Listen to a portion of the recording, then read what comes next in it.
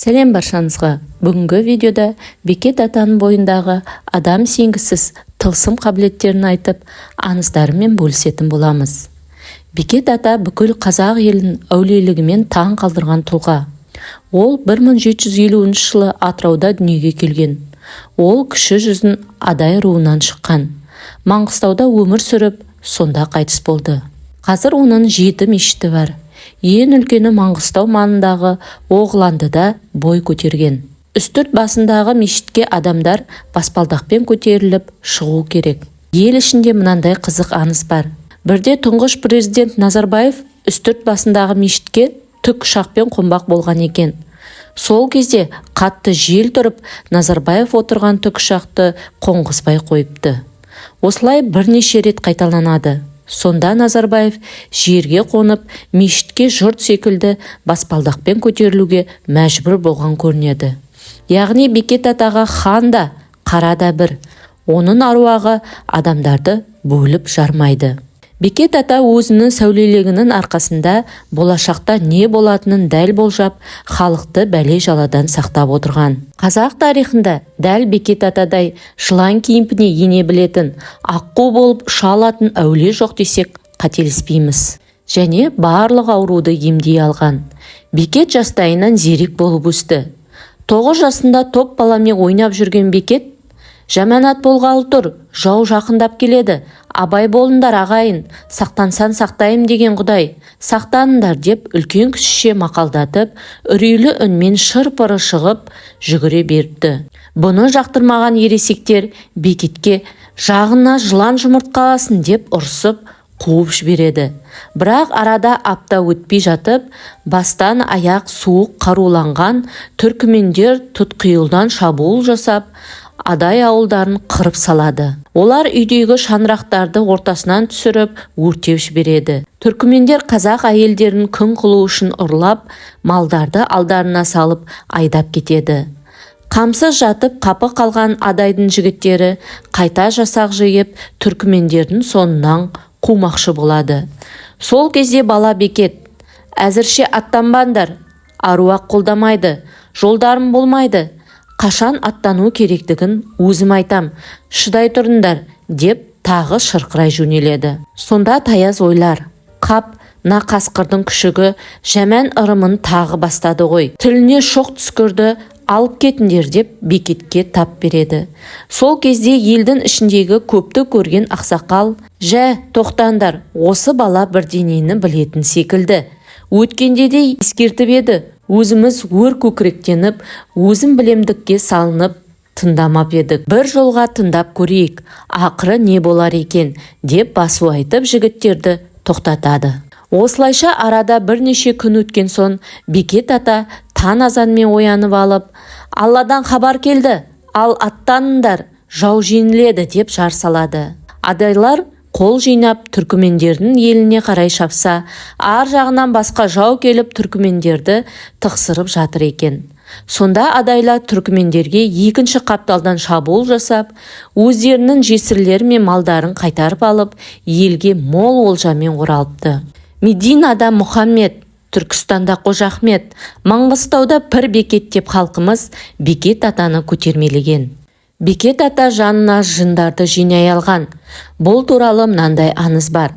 Кіші жүз батырлары бірігіп шамамен 1780 жылдары Шаған бойындағы қалмақтарға жорыққа аттанады. Олар 2000-дай қолмен аттанып кеткенін естігенде Бекет: «Бұл сапарға бекер кеткен, жолдары болмайды, аман келсе де жаман келеді» депті.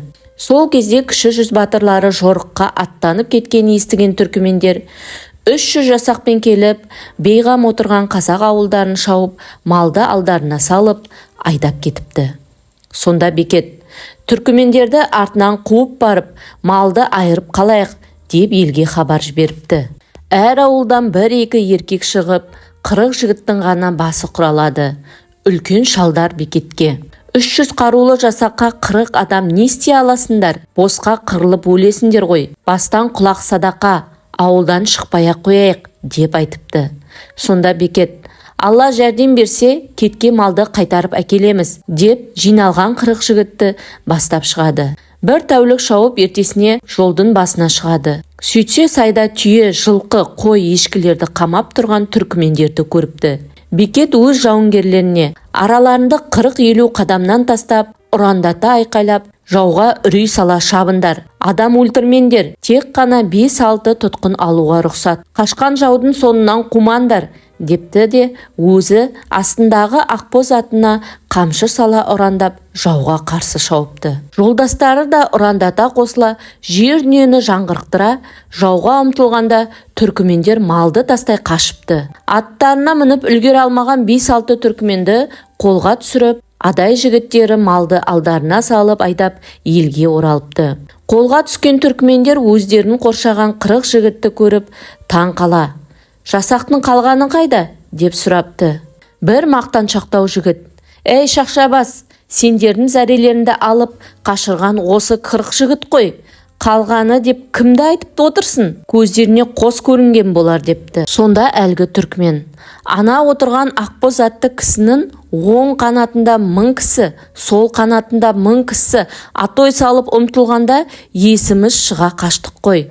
Біз сасқанымыздан атымызға мінуге әліміз келмей, қолға түсіп пенде болдық емес пе? Дегенде жігіттердің барлығы Бекетке қарасыпты. Сонда барып олар түркімендердің қашуында Бекеттің әулиелігі жатқанын сезген екен. Сонымен қатар Бекет ата құс кейпіне еніп ұша алатын қасиетке де ие болған. Бірде Адай ауылының жігіттері жортуыл жасап, Әлім ауылының біраз жылқысын барымталапты. Жылқышылармен арада қақтығыс болып, Әлімдер жағынан 5-6 жылқышы өліпті. Осы оқиғадан кейін Адай мен Әлім арасында бір шама уақытқа дейін жаулық басталады. Осы дауды шешу үшін Бекет ата жалғыз өзі Әлім ауылына барады.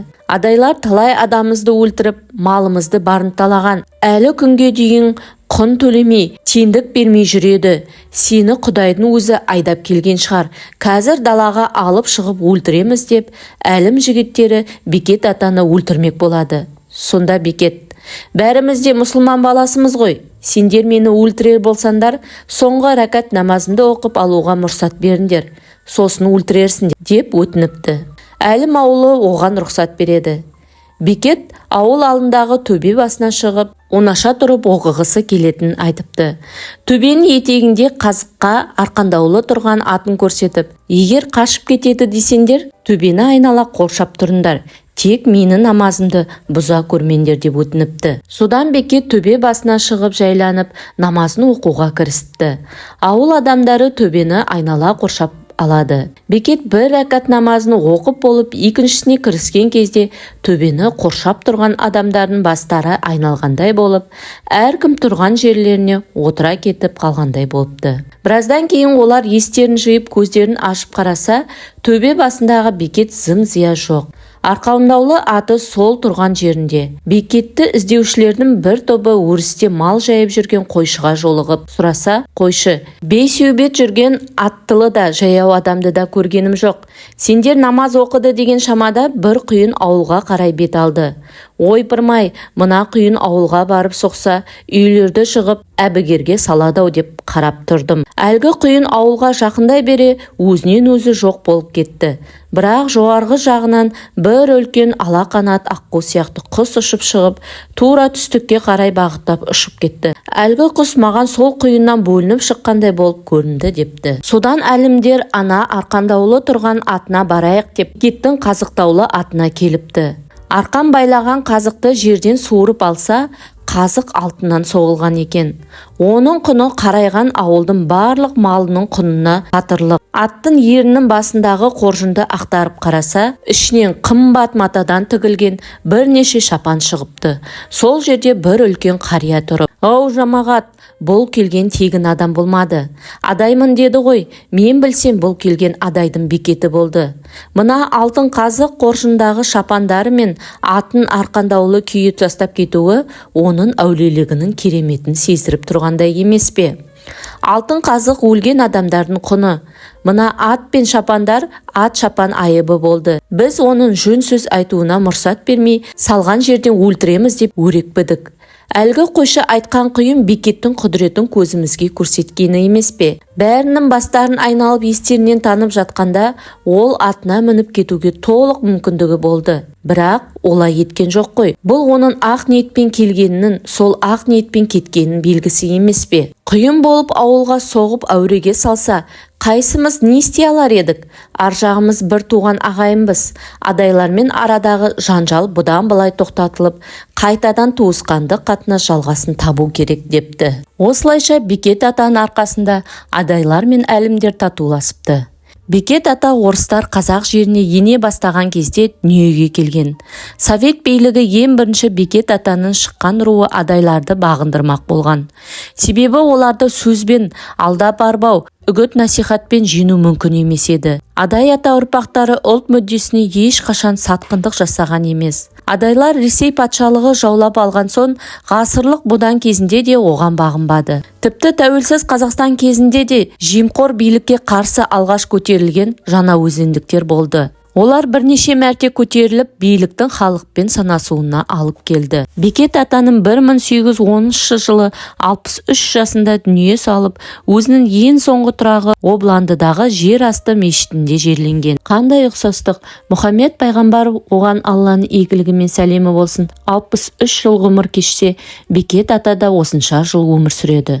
Мұхаммед пайғамбарға, оған Алланың игілігімен сәлемі болсын, 40 жасында пайғамбарлық келсе, Бекет ата 40 жасында сопа аттанған. Жазушы Сарбас Ақтаев Бекеттің асасын шанышқан жерден су шығарып, алақанын тосқан кезде жауын жауғызатын кереметі бары шын болса керек. Жан-жануардың тілін түгел білген ол, аяқты аңды да айтқанына көндіріп, айдауына жүргізген деседі.